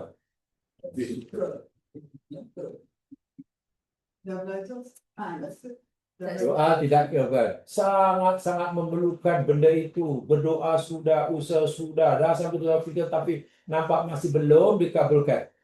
Atau bahkan tidak dikabulkan. Disappointed saya. Iyalah, disappointed. Suka tak suka? Tak suka. Fitrah manusia secara umum. Tak suka. Kena jujur, kan ni belajar agama kena jujur. Kalau tidak nanti kita tipu di sini. Kita akan question apa salah. Pasti ada rasa kecewa kan? Pasti. Belum tentu. Dengar dulu. Belajar itu hanya dapat ilmu. Sedangkan untuk dalam kena dapat hikmah. Faham? Baik, ramai pakar ekonomi. Adakah semua jujur dalam berekonomi? Menipu tu. Orang yang memanipulasi ekonomi itu pakar ekonomi. Dia pandai. Betul? Biasanya dilantik menjadi pendakwa raya itu orang yang paham undang-undang atau yang tak ada? Yang mahir, belajarnya hatam. Kan? Dan dia apa pendakwa raya, orang ini, hakim, tapi dalam sejarah manusia ada hakim atau berapa dituduh didakwa di mahkamah. Macam mana hakim boleh didakwa? Pakar ekonomi, tapi udah dituduh sebagai menyelewengkan kerugian negara. Dia hanya ilmu tapi tak ada hikmah. Ilmu lain dengan hikmah. Orang yang mencuri, agaknya ya tahu atau tak tahu bahwa mencuri itu dosa. Tahu. Tapi kenapa mencuri? Ilmu saja hanya di otak, belum jadi jaminan orang jadi baik. So itu kalau katakan kalau jawabannya, tapi kita sudah belajar betul, belum tentu. Saya bukan meragukan, tapi belum tentu. Karena kita belum macam Abu Bakar. Ilmu dan hikmah itu lain. Ilmu itu datangnya di luar masuk ke otak. Hikmah itu dari hati keluar. Itu yang Quran ada itu. Belajar ilmu dan jadi pasti kecewa. Ada rasa Allah macam mana, dari macam mana. Alangkah seluruhnya. Sementara bila dikabulkan, gembira kan? Kalau Allah kabulkan doa kita. Ya, gembira. Itu fakta kita masuk itu. Kecuali lah yang dasar Afrika yang paling tinggi. Tetapi pada zaman dahulu ada seorang yang benar berkelezat tabi'in. Kalau tidak salah namanya bukan Sufyan bin Umayyah, bukan. Tapi orang tabi'in. Bukan. Dia pernah berkata, apabila doaku dikabulkan oleh Allah, aku bergembira. Aku puji Allah. Itu wajarlah, itu biasalah. Syukur pada Allah, alhamdulillah ya Allah, kau kabulkan. Tapi bila Allah tidak kabulkan doaku, aku akan puji Allah berganda-ganda. Kalau doaku dikabulkan, aku puji Allah mungkin 5 kali. Bila doaku tidak kabulkan, aku puji Allah 50 kali. Jadi muridnya bertanya, wahai Tuan Syekh, jika doa Tuan Syekh itu Allah kabulkan, Tuan Syekh gembira, itu kami faham dan puji Allah. Tapi kenapa bila doa Tuan tak dikabulkan, Tuan malah memuji Allah banyak kali? Macam bersyukur pula. Kan pelik kan ucapan seakan-akan. Sepatutnya menyesal kan? Kecewa. Apa kata orang alim yang penuh hikmah? Ini bukan hanya alim ilmunya di sini, tapi ada hikmah. Paham di sebalik itu. Dia kata, iya. Karena bila aku berdoa dan Allah kabulkan permintaanku, maknanya kemampuan itu sesuai dengan permintaanku. Allah memberikan sesuai dengan permintaanku. Aku suka. Tapi bila aku berdoa dan Allah tidak kabulkan, maka itu sesuai dengan kehendak Allah. Yang pertama sesuai dengan kehendak aku. Bila tidak dikabulkan, itu sesuai dengan kehendak. Apa yang kehendaki Allah jauh lebih baik daripada apa yang tidak. Itu yang ada. Hikmah macam itu sangat dalam. Sehingga syukurnya luar biasa. Cobalah kalau kita disuruh secara mudah bahasa orang awam. Bila Allah kata Allah menawarkan kita, wahai hamba-Ku, ni depan ni ada benda ni, ada mangga ni, ada 3 biji ni.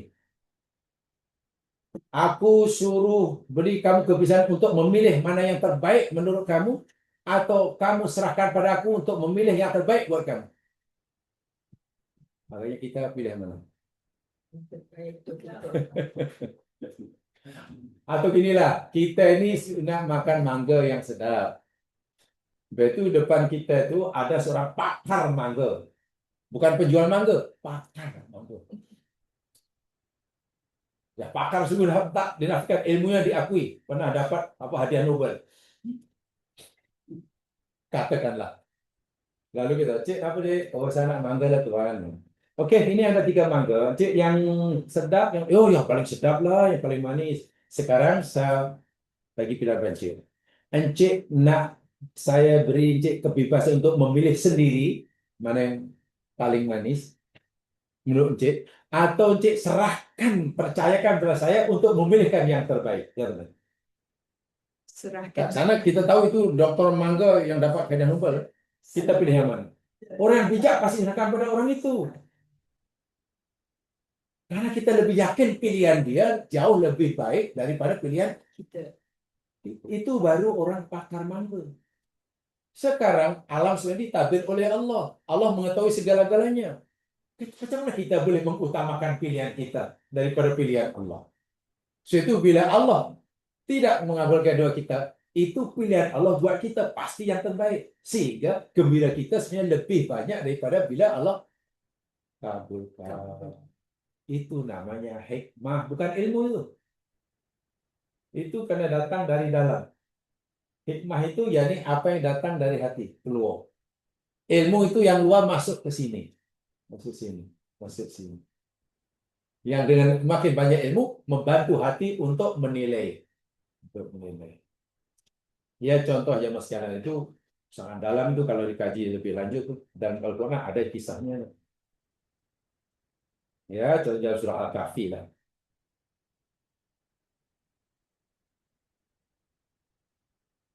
Mengikut penilaian Nabi Musa ketika melihat Khidir pecahkan kapal, itu benda perbuatan elok kata elok. Elok dalam bukan kapalnya, kapal belah.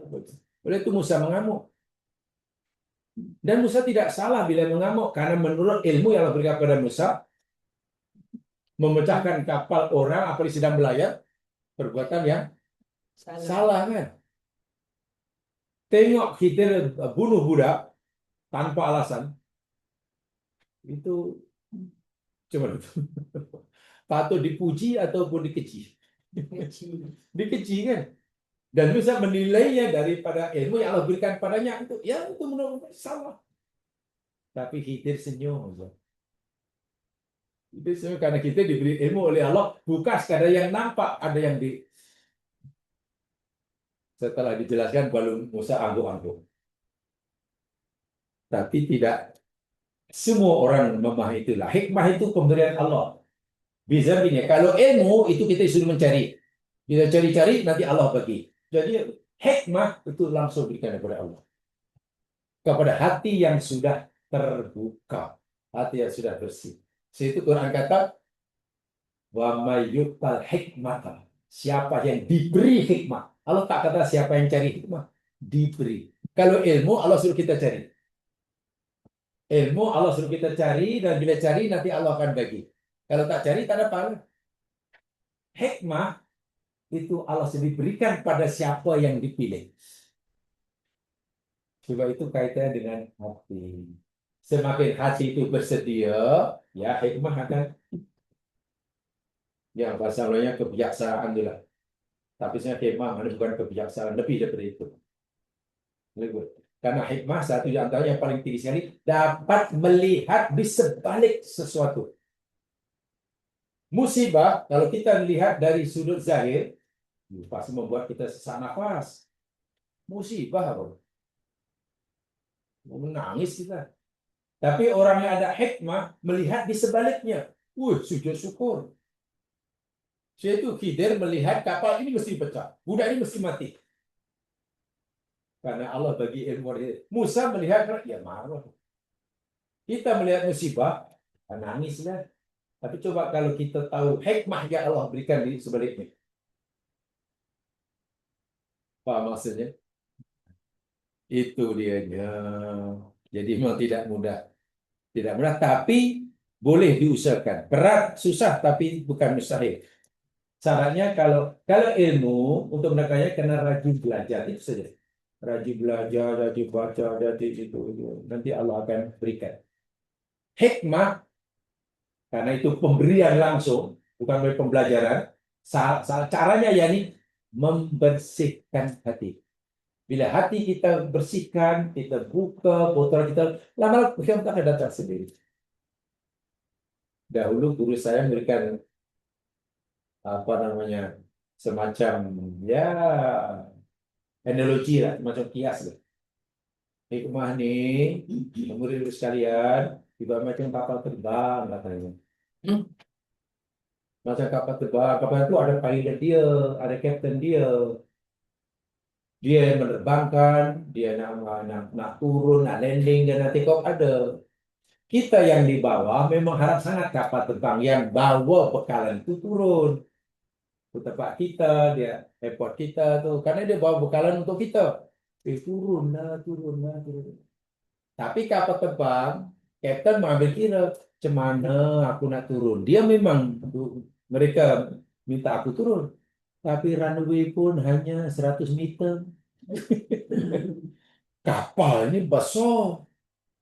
Paling tidak 700 meter bro ini atau satu apa ada 3 kilometer. Ini 1 meter turun mana boleh. Atau semuanya oke, runway cukup panjang 3,5 km. Ini masanya banyak lupa. Ada lupa, ada pula pasir, lumpur pasir. Mana kapal dan mau turun? Kita turun lah, kami nak sangat bantuan. Kapal naik lagi.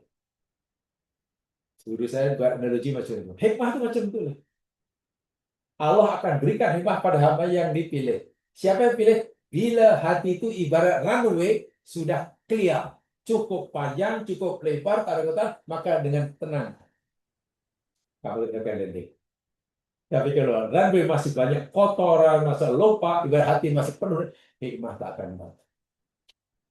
Karena hikmah itu milik Allah Al-Hakim, diberikan kepada siapa yang kehendaki. Mayyasha yu'til hikmah. Allah kata, dia Allah memberikan hikmah kepada siapa yang dikehendaki. Dia akan kehendaki. Dan itu saya tadi bezanya dengan ilmu. Jika ilmu itu Allah berikan kepada kita dengan usaha belajar, tapi hikmah Allah berikan kepada hamba yang terpilih bagi hambanya yang hatinya telah bersedia. Yang bersih telah itu dalam Islam itu ilmu hikmah tinggi sekali, tinggi sekali. Oke, saya berikan contoh yang pada zaman Nabi. Sahabat Nabi di Madinah. Di Madinah kan ada 2 sahabat, satu muhajirin, satu ansor, 2 muhajirin ya. Ansor yakni orang Madinah, muhajirin yakni orang yang ya apa imigran daripada Makkah lah. Pati kalau bahasa Arab pati. Kenapa? Karena mereka tak bawa paspor dan tak bisa pergi Madinah itu. Keluarga pun tak ada. Nah, oke.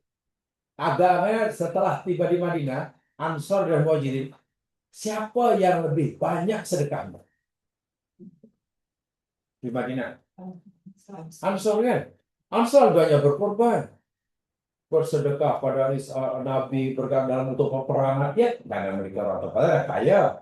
Muhajirin apa yang disedekahkan? Dia modal 4 kerat, tulang 4 kerat, paling banyak. Infaknya fisabilillah, ya orang tempatan. Selama ini mereka orang yang paling banyak infak, membantu Islam, membantu Rasul, bahkan membantu Muhajirin. Dalam peperangan Hunain, itu peperangan terakhir Islam dengan kafir Quraisy, orang kafir bersatu tenaga melawan Nabi. Jumlahnya sangat besar. Ringkas kata, dalam perang Hunain Nabi menang. Orang Islam menang. Mendapatkan rampasan sangat banyak. Kambing, unta, kuda, banyaklah harta rampasan. Dan harta yaitu halal. Diagihkan kepada apa? Yang terlibat dalam peperangan, dan juga 1/5-nya Allah berikan pada Nabi, dan Nabi akan berikan kepada yang pakai miskin, gabung. Dan itu banyak juga orang Ansor yang terlibat dalam peperangan. Subhanallah. Ketika di masa Nabi mengakhirkan rampasan perang, tentera daripada Ansor, Nabi malah tak jadi habuan perang. Nabi tak bagi. Sementara harta benda Nabi berikan kepada mu'alaf, bukan muhajirin, mu'alaf, orang-orang Makkah yang baru memeluk Islam. Juga Ansor pun terlalu. Selama ini Ansor paling banyak berkorban. Ketika Islam dapat orang Islam, kenapa yang dapat orang lain? Dari kalau kita ikut logika kita, sepatutnya kita lebih, ini kan, contohlah kita selama ini tolong orang itu, kita belanja orang itu, dapat orang itu, tiba orang itu katalah nak pergilah mana melancong, berarti, ajak kawan pula, kita tak diajak. Yang tu ni ke mana? Selama ni aku yang tolong awak. Awak senang orang lain. Logika kita seperti itu. Tapi logika nubuah lain. Kenapa orang Ansor malah Nabi tak bagi? Dan walaupun mereka ada kecewa, Nabi menjelaskan nasihat pada Ansor. Ansor, selama ini engkau telah dipilih oleh Allah menjadi hambanya yang suka berlipat. Dan orang itu makamnya sangat tinggi di sisi Allah. Sangat tinggi. Ayadul ulya khairu minal hadis sufla. Tangan di atas lebih daripada engkau, Allah dah pilih engkau dah dari makhluk yang sangat tinggi. Makamnya saja janganlah kamu turun darjah pula daripada dermawan menjadi peminta. Nabi tak nak sahabat Ansor daripada orang yang asalnya makam tinggi tiba jadi, kenapa aku tak dapat? Kamu menurunkan darjah kamu daripada pemberi menjadi peminta. Oh, Ansor menangis dapat nasihat Nabi itu. Mana kamu lebih suka? Aku beri kamu rampasan perang sehingga makam kamu jatuh daripada pemberi dalam pandangan Allah, dan aku tinggal di Makkah tidak balik ke Madinah karena kamu sudah dapat harta dan aku tinggal di Makkah berkawan dengan orang mukmin yang berislam. Atau aku tak bagi harta rampasan perang sehingga makam kamu tetap mulia sebagai dermawan dan aku balik ke Madinah, kamu punya aku. Oh, menangis-nangis Ansor. Itu logika Nabi. Kalau logik kita, kita yang banyak kurang, kita dah semua dapat. Akhirnya tengok dunia tak aman tuh, ramai orang itu boleh pada rakyat kecil hingga pemimpin negara. Merasa berjasa, tiba tak dapat jawatan. Mengamuk. Karena kita belajar Islam itu hanya dari si sholat dan zakat. Zikir dan umroh. Islam tidak dipahami seperti itu. Wahasirah Nabawiyah itu kan ramai orang yang bila merasa telah banyak berjuang tapi tidak dapat position, apa? Sujud syukur atau mengamuk? Wah, Nabi bayangkan ya, Nabi sahabat Ansor, Allah ini sayang kamu. Allah telah naikkan makam kamu itu dalam golongan dermawan pemberi. Dermawan itu sangat tinggi lah, makamnya di sisi Allah yang besar, sangat tinggi, masuk surga tanpa kisah. Jadi janganlah kamu ingin turun darjah pula daripada pemberi menjadi peminta. Dan bila kamu minta, kamu hanya dapat harta benda yang boleh habis sebulan dua. Sedangkan makam kamu yang tinggi ini untuk sampai Ansor menangis-nangis karena jadi tak dapat, malah bersyukur waktu itu. Karena Nabi fahamkan. Sekarang mungkin kalau aja itu kita sampaikan ke negara, termasuklah di depan politikus, mungkin mereka mengamuk kita, itu ajaran sesat. Sisil tu pun, aku jadi penanam pisang, dan berjuang. Tapi selama ini ente berjuang bukan karena Allah. Itulah dunia sekarang macam tu ya Mas. Memang zaman fitnah. Jangan fikir akhir zaman ini tak ada fitnah. Itulah fitnah. Fitnah terbesar. Ujian yang sebenarnya boleh menyesatkan. Tapi karena sudah sudah selalu berlaku, sering berlaku, lama berlaku, seakan benda itu tak jadi biasa kan. Normal kan. Saya pernah menyampaikan satu tajuk lah, tapi ya di tempat lain, patut di rumah saya kebetulan. Tajuk saya ini normalisasi maksiat. Ya, tajuknya normalisasi maksiat. Orang terkejut, yang masa terkejut. Apa tajuk malam? Orang cerita. Jadi terangkan dalam Quran dan hadis Nabi. Akhir zaman ini ada satu budaya tanpa disedari, tanpa difahami oleh orang-orang, semacam ada proses normalisasi dosa. Jadi benda itu dosa, benda itu salah, tapi sudah dianggap normal. Itu normalisasi. Sehingga orang tak rasa bersalah. Alah, orang berbuat juga. Ada. Lalu apa yang ada di dunia dalam itu? Jadi, apa ya? Cahaya ilahi. Kebaikan itu bukan makin kelihatan, tapi makin tertutup oleh maksiat. Karena yang melakukan maksiat sudah tidak lagi merasa itu maksiat. Itu namanya normalisasi maksiat. Bahkan bahkan kalau tak ikut buat macam itu nanti dah dianggap aneh kan, dianggap aneh. Jadi dunia macam itu tidak akan selamat. Susah, hidup situ sangat susah.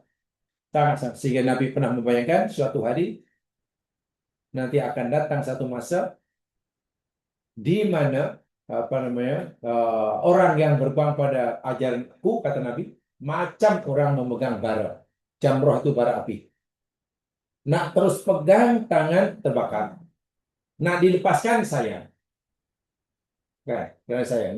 Nak terus berpegang pada agama Islam yang halal-halal, yang haram-haram, ke seorang ya. Nah, karena di luar sana sudah menurunkan maksiat, tapi nak ikut yang di luar pula tak sambung. Ini dosa. Akhirnya Nabi kata, saat itu kamu tinggalkan Buddhisme itu, kamu walaupun kamu duduk di bawah pokok seorang diri dan makan hidup bergantung dengan gigit akar kayu itu hingga mati. Nah, itu kan bahwa zaman akhir zaman itu hingga kalau perlu nanti orang Islam itu bagi mentahkan imannya, Nabi menelucikan hidup seorang diri di bawah pokok. Nak makan di luar pun tak boleh karena di luar semuanya haram. Nak minum semuanya haram. Jadi hanya bantu pada pokok. Minum dari akar kayu, pokok. Ya tentu tak lama hidup. Tapi mati lagi itu masuk surga. Itu hadis Nabi Sahih yang membayangkan fitnah akhir zaman ini sangat apa ya? Menakutkan. Ya, tapi itu punya itulah normalisasi maksiat. Dan itu ada sekarang. Banyak. Oh, sana Rasulullah sana masing-masing ada file. Cuman, iya kalau awal aku udah cuman masing-masing ada file.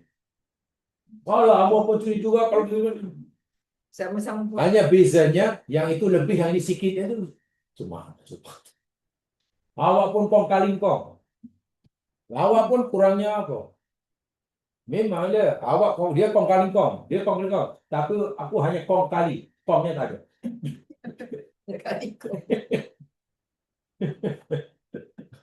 Awak tipu banyak, aku tipu sedikit aja. Dah tipu juga lah. Itu banyak sedikit. Sebab itu saya kata itu. Ilmu saya tidak cukup. Yang banyak menghancurkan sistem ekonomi negara manapun itu pakar ekonomi, bukan penjual sayur tepi jalan. Iya, yang boleh memanipulasi harga pasar saham itu dia pakar saham atau nah, orang yang pakar dalam dunia pasaran saham atau mungkin apa namanya driver ojek. Ini kalau ini mesti pakar ekonomi, pakar perniagaan yang suka memutarbalikkan fakta dalam hukum undang-undang, pasti dia seorang pakar undang-undang. Dia deteksi mana ngerti. Akhir zaman itu bahkan minta maaf yang suka memutarbalikkan agama atau menjadikan agama sebagai alat untuk memperkaya diri, itu orang beragama. Orang beragama, nelayan mana boleh keluarkan dalil. Dan itu akhir zaman sudah merata. Setelah itu kita ilmunya tak cukup, kan ada hikmah. Hikmah itu boleh dari atas. Pancaran keluar. Pancaran. Sehingga tahu, oh walaupun yang cakap ini orang yang berilmu, udah undang-undang tapi aku tak percaya. Kelintung. Itu yang kata itu di sini. Tapi orang kan kadang, mana boleh dia itu pakar undang-undang, dia pakar ekonomi, dia pakar.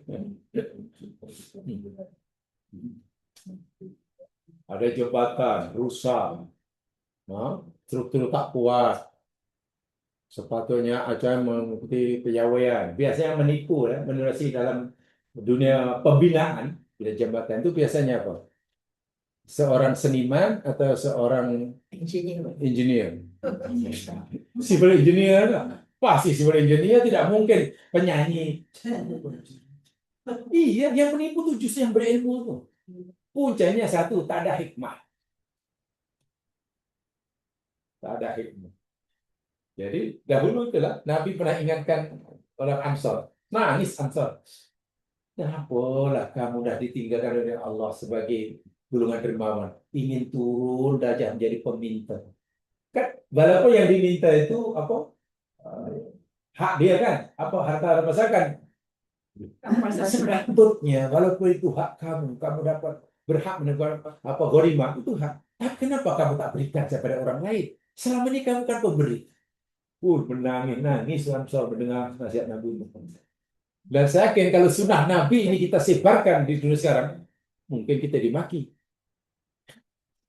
Jadi bahasa kasarnya lah, yang banyak menolak sunnah Nabi ini justru yang mengaku ikut Nabi. Yang tak percaya Muhammad, ya jelas-jelas ikut Nabi. Tapi sunnah Nabi yang diikuti hanya yang menguntungkan, yang rasa-rasa merugikan. Tak payah ambil.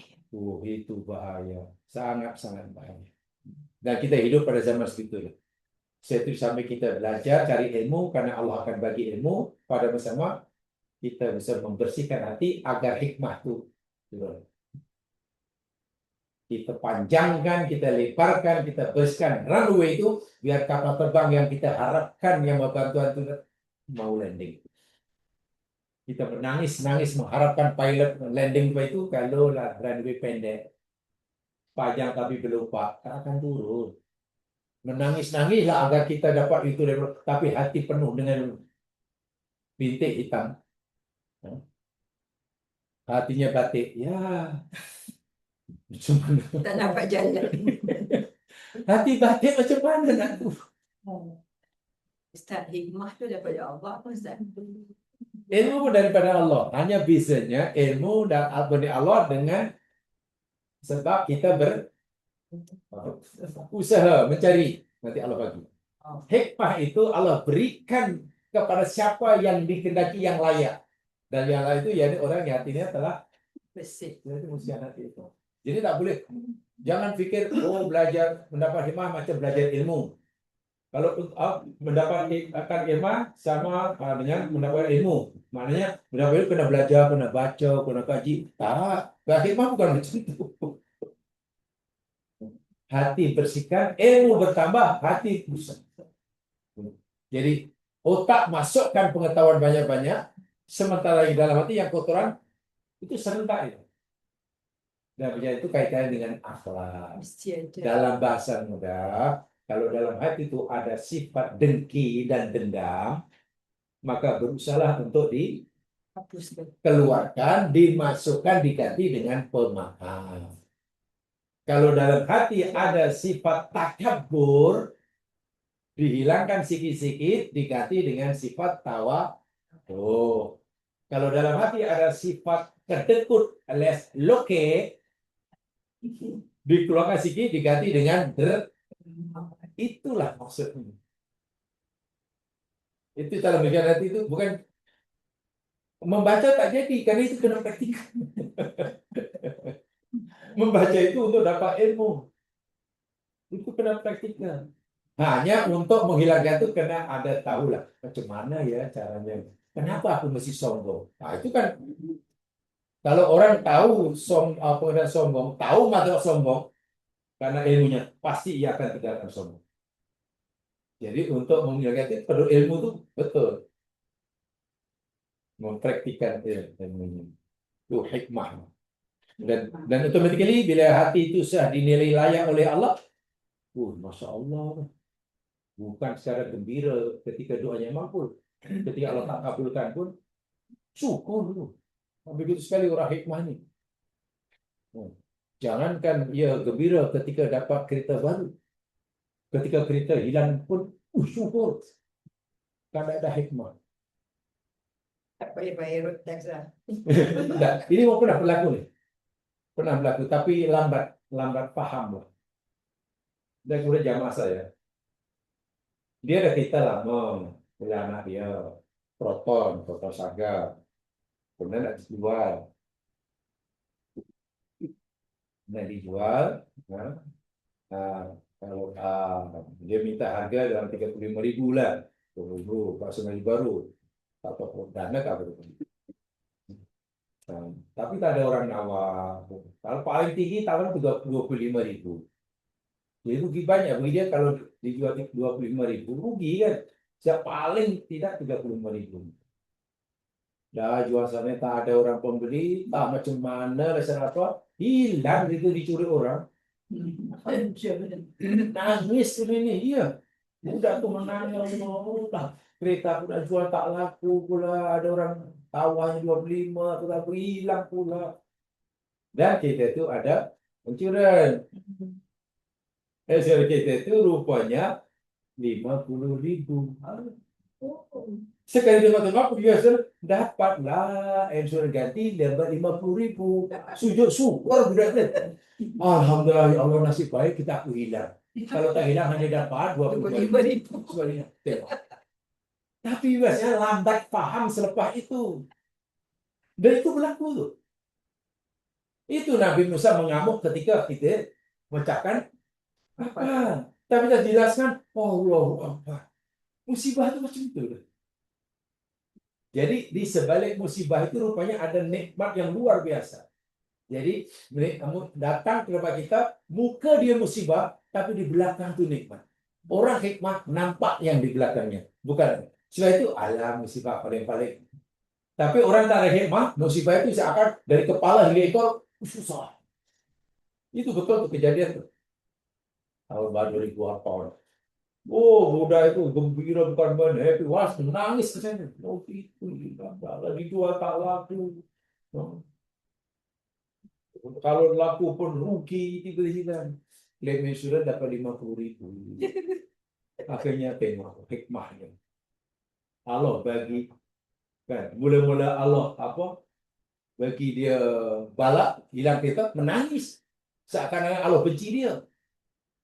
Wah itu rahmat Allah. Kalau dia faham hikmah, tapi karena hati ini masih penuh dengan bintik hitam, tak nampak lagi hikmah itu. Hatinya masih glaukoma. Mana nampak? Setelah Allah tunjukkan, inilah yang aku maukan kepada kamu. Kamu kan rugi jika kita kamu itu ada orang beli hanya 30.000 atau 20. Aku tak mau, aku nak bagi kamu yang mungkin kita, tapi kenapa Allah tak bagi awal-awal? Kenapa Allah tak bagi tahu awal-awal? Kalau Allah bagi tahu awal-awal, mana peranan iman? Itulah namanya bala. Jadi keyakinan kita pada Allah semakin kuat. Patutlah orang-orang alim dahulu, orang hikmah, doa dikabulkan, dia sujud syukur, dia terima kasih, doa dikabul, malah berterima kasih berganda-ganda. Karena rupanya pilihan Allah jauh lebih baik daripada pilihan la ilaha illa anta rabbi. Ya Allah, Engkau yang mengatur aku. Bukan aku buat orang lain. Dan pengaturanmu semuanya baik belaka. Itu anta rabbi. Setelah itu aku tidak boleh ya Allah percaya kepada selain Engkau. Hanya Engkau yang aku percaya. Aku tak boleh takut kecuali Engkau. Aku tak boleh berharap kecuali pada Engkau. La ilaha illa anta. Itu pernah dimasukkan dalam hati. Nah, kalau ada modal itu, insya Allah ya akan memberikan kita kekuatan yang dasar lah dalam hidup. Tadi diingat ya, Jumat 7 dan Fajar 15-16 itu tolong itu diingat betul-betul. Supaya kita boleh menjawab kemuskilan kita. Alhamdulillah kalau dapat menjawab kemuskilan orang lain. Tentang ridho dan tak ridho. Sebab ramai orang pikir, bila apa yang diminta, yang diusahakan berjaya, Allah ridho. Bila kaya, Allah ridho. Kalau bila kaya Allah ridho, ya Allah ya Tuhan. Banyak orang Zionis Israel itu Allah ridho. Karena mereka pandai, kaya raya. Yang duduk di saintisnya yang hebat-hebat di Silicon Valley, itu tak ada orang Muslim. Yahudi totok semuanya. Tapi tengok, pandainya melahirkan macam teknologi, menguasai dunia. Apa itu bukti Allah sayang mereka? Kirim salam. Yang merasa dia itu disayang itu hanya perangai Yahudi. Quran cerita. Yahudi kata, nahnu abnaullah. Kami ini anak-anak Allah dan kekasihnya. Itu Yahudi punya perangai itu. Jadi sebagai penyakit perasaan. Wah, untuk menilai, untuk mengetahui Allah ridho atau tidak, karena rujuk Az-Zumar ayat 7. Bukan pada Al-Fajr 15 dan 15-16. Allah jawab dalam ayat 17, kalla, kalla, nahi, nahi, nahi, nungka, nungka. Nungka. Itu orang Amerika Latin, nungka. Nungka. Nahi, nahi kita. Tidak. Jadi bukan penafian biasa itu. Seakan-akan Allah berkata, apa yang kamu pikir aku suka kamu karena aku bagi apa yang kau minta.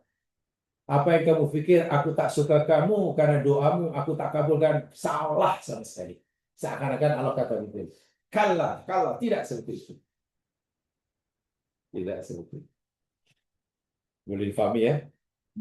Kami dan kita cobalah sematkan dalam hati sanubari agar dia tidak mudah keluar, agar hati sedikit demi sedikit memancarkan nurnya bersih dan bila terang, ya insya Allah kapal terbang yang membawa bekalan kita pandai dengan senang hati. Oh, aku landing sinilah selesa. Ini kita minta landing runway 100 meter. Mana pilot mana? Kapten paling hebat pun tak akan mau landing. Bila tempat landingnya penuh dengan lupa. Wallahu a'lam. Subhanakallahumma wa bihamdika asyhadu an la ilaha illa anta astaghfiruka wa atubu ilaik. أعوذ بالله من الشيطان الرجيم والعصر إن الإنسان لفي خسر إلا الذين آمنوا وعملوا الصالحات وتواصوا بالحق وتواصوا. السلام عليكم ورحمة الله. Terima kasih Ustaz.